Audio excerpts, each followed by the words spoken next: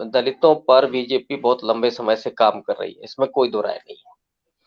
और नॉन जाटो दलितों को उन्होंने अपने साथ बहुत मजबूती के साथ जोड़ा हुआ था। उसका परिणाम भी देखने में आया सामने 2014, 17 और 19 में। समस्या इस समय ये है कि जो दलित है वो निश्चित तौर पर भारतीय जनता पार्टी से मुक्त होना चाहता है, लेकिन कोई भी ऐसी राजनीतिक दल नहीं है इस समय जिसने दलित मुद्दे पर बात की हो, छोड़े प्रियंका गांधी के, जिन्होंने कई दलित उत्पीड़न की घटनाओं पर वो पहुंचती खुद भी गई हैं और मुद्दे को उठाया भी है, चाहे वो हाथरस रहा हो या आगरा हो, इन तमाम जगहों पर वो खुद भी पहुंची है।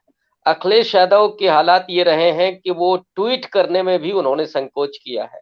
और मुझे याद है प्रयागराज की जो घटना हुई है जिसमें पासी बिरादरी के एक पूरे परिवार को मार दिया गया, उसके एक बेटी और एक माँ के साथ रेप किया गया।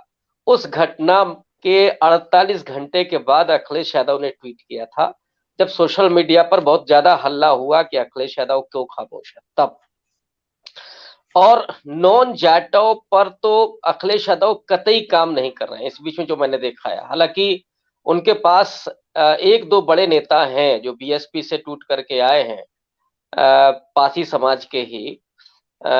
वो इलाहाबाद के आसपास उन्होंने निश्चित रूप से एक बड़ा काम किया है, लेकिन वो जो मजबूती जिसको कहते हैं, केमिस्ट्री कहते हैं, वो केमिस्ट्री अभी नहीं बन पा रही है। तो ये हो सकता है कि भारतीय जनता पार्टी कुछ गुमराह करे या उनको उस तरह के प्रलोभन दे, या धर्म के आधार पर और एंटी जाट या एंटी जाटाओं या यादवों का डर दिखा करके वो उनको फिर से भरमा ले। ये संभावना बिल्कुल है। राहुल जी की जो बात थी कि जो जाटाओ है वो थोड़ा सा टूट रहा है वहां से, ये बात भी बिल्कुल सही है, लेकिन उसके टूटने की वजह है, वो वजह है मायावती के साइलेंट रहना, उनका निष्क्रिय रहना। जिस तरह से अखिलेश यादव शांत रहे, उसी तरह से दलितों की घटनाओं पर मायावती भी नहीं बोली है और सरकार को तो उन्होंने कतई नहीं घेरा है। वो अगर हमलावर रही हैं तो कांग्रेस पार्टी पर रही हैं, सपा पर रही हैं। ये इस कारण जो खास करके अम्बेडकराइट नौजवान है, पढ़ा लिखा तबका है जाटवों का, वो इस समय बीएसपी से दूरी बना करके सोच ये रहा है कि जो भाजपा को हराएगा हम उसको वोट करें। और उस मसले में समाजवादी पार्टी सीधे लड़ती हुई दिख रही है, इसलिए वो लोग बात कर रहे हैं। लेकिन जो हेमंत तिवारी जी की बात है, और इस तरह का र्यूमर मैंने भी सुना है, और अगर ये सच है और होता है, मान लीजिए ओवैसी अगर बीएसपी के साथ आते हैं, अभी एक और खिलाड़ी हैं जो अभी साफ नहीं दिख रहे हैं, बाबू सिंह कुशवाहा, खास करके बुंदेलखंड के इलाके से लेकर के और पूर्वांचल तक उस कुशवाहा और मौर्य समाज में उनकी पकड़ है। वो भी संभवतः मायावती से बातचीत कर रहे हैं इस समय।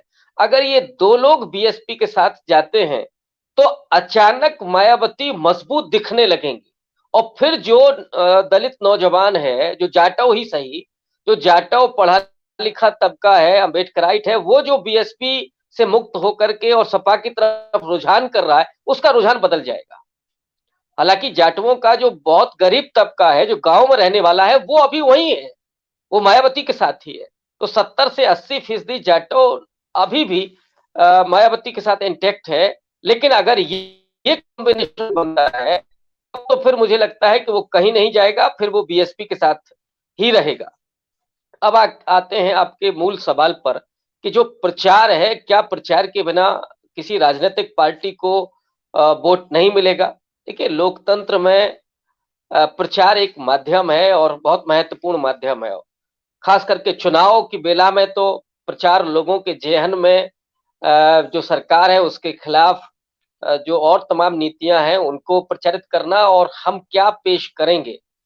जैसे लोकतंत्र क्या है, लेन देन पर ही चल रहा है इस समय। अगर पिछले अगर 2 दशक को देखें तो लोकतंत्र का मतलब यही हो गया है कि सरकार जनता को क्या दे रही है और जनता सरकार को क्या दे रही है, या जनता किसी पार्टी को क्या दे रही है।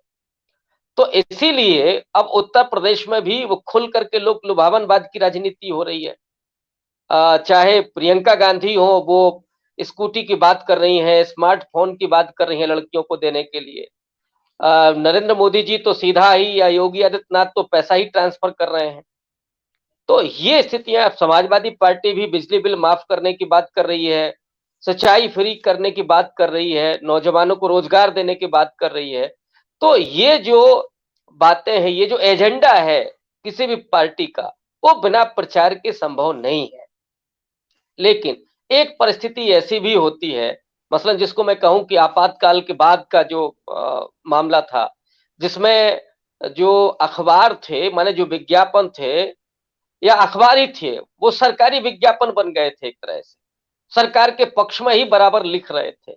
सरकार की नीतियां, सरकार की प्रशंसा हर अखबार वाला कर रहा था उस समय, और जो मुखालफत कर रहे थे वो जेल में थे या खामोश थे।